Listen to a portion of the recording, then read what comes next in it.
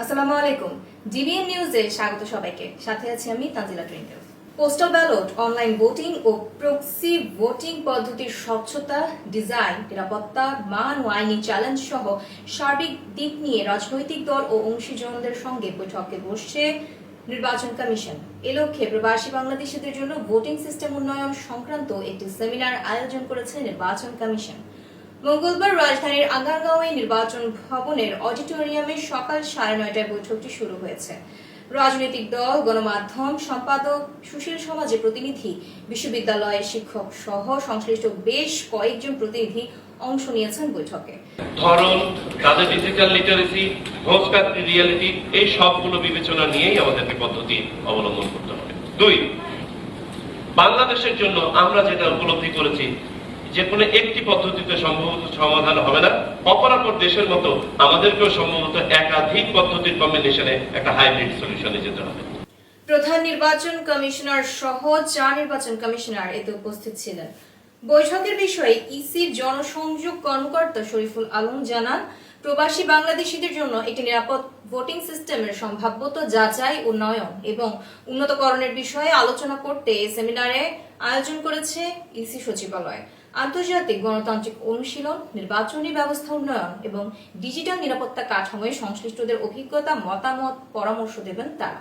প্রবাসী ভোটিং প্রক্রিয়ায় স্বচ্ছতা নিশ্চিত করা, সিস্টেম ডিজাইন ও কারিগরি সম্ভাব্যতা, যথোপযুক্ত নিরাপত্তা ব্যবস্থা নির্ধারণ ও বাস্তবায়ন, প্রবাসী ভোটিং সিস্টেমের আন্তর্জাতিক মান বজায় রাখা এবং আইনি, লজিস্টিক ও কার্যকরী চ্যালেঞ্জগুলো এবং সম্ভাব্য সমাধান প্রাধান্য পাবে আলোচনায়। এর আগে গত 8 এপ্রিল প্রবাসী বাংলাদেশিদের ভোট পদ্ধতি ইস্যুতে ঢাকা বিশ্ববিদ্যালয়, বুয়েট, এমআইএসটি, সমাজ কল্যাণ মন্ত্রণালয়, ডাক ও টেলিযোগাযোগ মন্ত্রণালয় সহ সংশ্লিষ্টদের নিয়ে একটি কর্মশালার আয়োজন করে এএমএম নাসিরউদ্দিন কমিশন। সেখানে 3টি পদ্ধতি নিয়ে উপস্থাপন ও আলোচনা করা হয়। পদ্ধতিগুলো হলো online vote, proxy vote oh postal ballot. এরপর ইসি সচিবালয়ে নির্বাচন সংশ্লিষ্ট প্রযুক্তিবিদদের নিয়ে অ্যাডভাইজারি টিম গঠন করে। এমআইএসটি, ঢাবি ও বুয়েট 3টি পদ্ধতি নিয়ে 3টি প্রতিবেদনও জমা দেয় কমিশনে।